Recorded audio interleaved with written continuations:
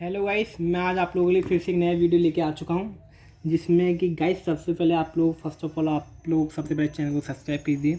यदि आप लोग वीडियो देख रहे हैं, लाइक कीजिए एंड फॉलो कीजिए। गाइस, हम लोगों ने देख लिया था case first, case second and case third, जिसमें कि केस फर्स्ट में निकला था हम लोगों ने एक्सपोनेंशियल फंक्शन दिया हो यदि हमें राइट साइड में, तो हम लोग उसे कैसे सॉल्व करेंगे। सेकंड में हम लोगों ने देख लिया था यदि एक्सपोनेंशियल फंक्शन, यदि हमारे पास sign A x plus B cos A x plus B में कोई भी राइट हैंड साइड में कोई फंक्शन दिया हुआ है, तो हम लोग उसको कैसे सॉल्व करेंगे। नेक्स्ट हम लोगों ने देख लिया था कि यदि हम लोगों के पास एक्स की पावर एम वाई की पावर एन है, तो हम लोग उसको कैसे डील करेंगे। इतना देखने के बाद आज हम लोगों के पास हम लोग केस 4 डिस्कस करेंगे। इस केस से गाइस आप लोग किसी भी तरह के क्वेश्चन सॉल्व कर सकते हैं, चाहे वो एक्सपोनेंशियल हो, चाहे sine x plus v y की फॉर्म में हो, चाहे फंक्शन ऑफ एक्स की पावर एम वाई की पावर एन में हो। बट लेकिन थोड़ा इसमें थोड़ा ये डिफ़िकल्ट फंक्शन होता, डिफ़िकल्ट मैटर होता है, इसलिए आप लोगों से मेरा सजेशन है कि यदि आप केस देख के यदि सजेस्ट करते हो तो आप क्वेश्चन को ईजिली सॉल्व कर लेंगे। नाउ केस 4 है, यदि हमारे पास कोई भी फंक्शन दिया हो एक्स वाई में कैसे सॉल्व करेंगे। चलिए गाइस, हम लोग वीडियो सॉल्व करते हैं टाइम वेस्ट ना करते हुए। If R H S is given any function x comma y, यदि गाइस कोई भी फंक्शन आपको एक्स कॉमा वाई में दिया हो तो आप लोग उसे कैसे सॉल्व करिए। गाइस वही आपका सेम पी आई कुछ function of D D dash into are H S 1/, function of D D dash into are H S. Guys देखिए, इसमें जो मेन आपका डिफिकल्ट टास्क रहेगा वो आपको क्या रहेगा, इनमें फंक्शन ऑफ डी डैश में आपको क्या करना होगा, टू फाइंड लीनियर फैक्टर्स। आपको जो गाइस जो ज़्यादातर स्टूडेंट्स हैं वो इसलिए इसको यूज़ नहीं करते, इसमें मेन टास्क जो है आपको फंक्शन ऑफ डी डैश के आपको क्या निकालने होंगे, लीनियर फैक्टर्स निकालने होंगे। और यही बहुत डिफिकल्ट टास्क रहता है, इसलिए मैं आप लोगों से कह रहा हूँ यदि आप लोग केसेस देख के यदि क्वेश्चन पहचान लेते हो, आपके पेपर में क्वेश्चन केसेस से रिलेटेड आता है, तो आप लोग केस से सॉल्व करेंगे, बहुत ज़्यादा ईजी रहेगा। जैसे मैं फॉर एग्जांपल में आगे कंटिन्यू करते हैं, जैसे कोई भी फंक्शन दिया हो D minus M one D dash और D minus M two D dash, यदि कोई भी फंक्शन एक्स कॉमा वाई की फॉर्म में हो यहाँ पर, तो आप लोग कैसे करेंगे। मैं गाइस आज की वीडियो में हम लोग पूरा फाउंडेशन देख लेंगे कि यदि function of x comma y में हो तो कैसे सॉल्व करेंगे। यदि कोई भी फंक्शन ऐसे दिया हो तो सबसे पहले आप लोग, हाँ गाइस, सबसे पहले हम लोग इस वाले टर्म को सॉल्व करेंगे। इस वाले टर्म को कैसे सॉल्व करेंगे गाइस, इसको मैं देखिए बाय लेट करता हूँ। आप लोग याद रखेंगे कि डी की वैल्यू हम लोग सी रखेंगे, एम टू डी डैश की वैल्यू आपको एक्स रखनी है, डी की वैल्यू आप लोग सी रखेंगे, डी डैश की वैल्यू आप लोग क्या रखेंगे, एक्स। गाइस पहली चीज़ आप लोगों को ये इसमें याद रखना है, लीनियर फैक्टर्स निकालने। लीनियर फैक्टर्स निकालने का आपको हर एक टर्म को सॉल्व करेंगे, टर्म को वाई मानेंगे और डी को हम लोग सी मानेंगे और डी डैश को एक्स मानेंगे।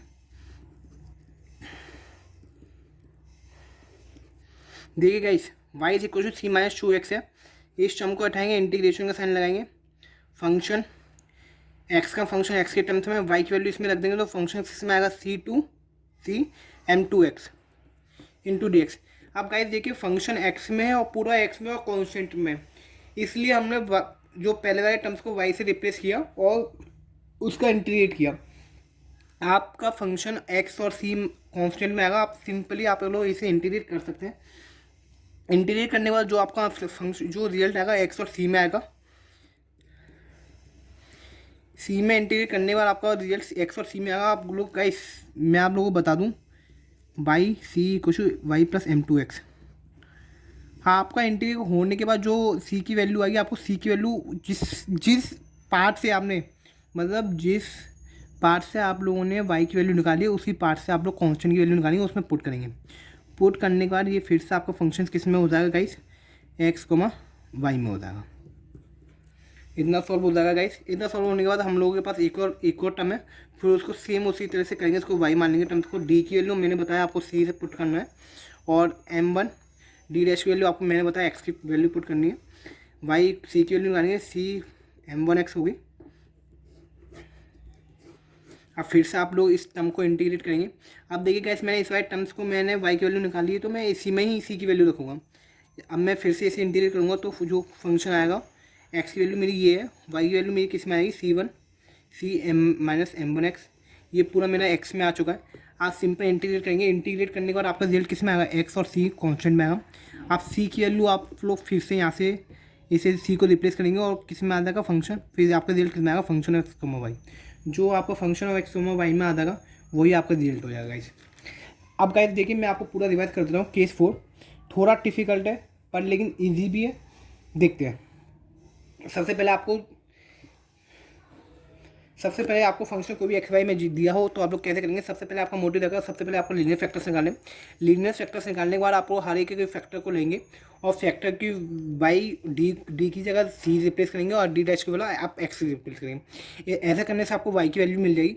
वाई की वैल्यू आप यदि उसमें फंक्शन में रख देते हैं एक्स को वाई में, तो वहाँ से वाई की वैल्यू एक्स के टर्म्स में आएगी। दोनों टर्म्स एक्स और वाई एक्स एक्स में हो जाएंगे तो आप इजीली इंटीग्रेट कर लेंगे। इंटीग्रेट करने के बाद जो आपका रिजल्ट आएगा एक्स और सी में आएगा। एक्स और सी में आने के बाद फिर आप लोग क्या करेंगे, जो आपने उस जिस टर्म से आपने वाई की वैल्यू निकाली उसी टर्म से आप लोग सी की वैल्यू निकाल के उसमें पुट कर देंगे, जिससे कि आपका फंक्शन फिर से वो रिजल्ट किस में हो जाएगा, फंक्शन एक्स वाई में। यदि आप लोगों के पास एक और यहाँ पे फैक्टर है तो आप फिर से सॉल्व करेंगे। यदि नहीं है फैक्टर तो आपका जो आंसर होगा वो एफ एक्स और वाई में हो जाएगा। यदि मेरे पास एक और पार्ट था, मैंने इसमें सेम ऐसे किया, वाई की वैल्यू इसमें डी की वैल्यू सी रखी और डी डैश की वैल्यू एक्स रखा और सी की वैल्यू मैंने इसी टर्म से निकाल दी। फिर से मैंने एक्स की वैल्यू ये है, वाई की वैल्यू मैंने सी माइनस एम वन एक्स से इंटीग्रेट किया, एक्स के रेस्पेक्ट में इंटीग्रेट करूँगा तो मेरे पास एक्स और सी के टर्म्स में रिजल्ट आएगा। एक्स और सी के टर्म्स में रिजल्ट आएगा। अब मैं इसमें सी की वैल्यू फिर से दी वाली वैल्यू रखूँगा। गाइस काफ़ी स्टूडेंट्स को मैंने देखा है कि इस टर्म को लेते हैं बट लेकिन कॉन्स्टेंट वैल्यू उस वाले टर्म्स की रख देते हैं। ऐसा नहीं करना। जिस टर्म्स को आप सॉल्व कर रहे हैं उसी टर्म्स से आप लोग सी की वैल्यू निकालनी है और सी की वैल्यू आप लोग कॉन्स्टेंट में पुट करेंगे तो आपका final answer x comma y में आ जाएगा। गाइस बस इतना था आज की वीडियो में। मैंने आपको केस 4 का फाउंडेशन पूरा तैयार कर दिया। नेक्स्ट वीडियो में हम लोग देखेंगे इसके एग्जाम्पल्स कैसे इसको सॉल्व करते हैं। Guys thank you.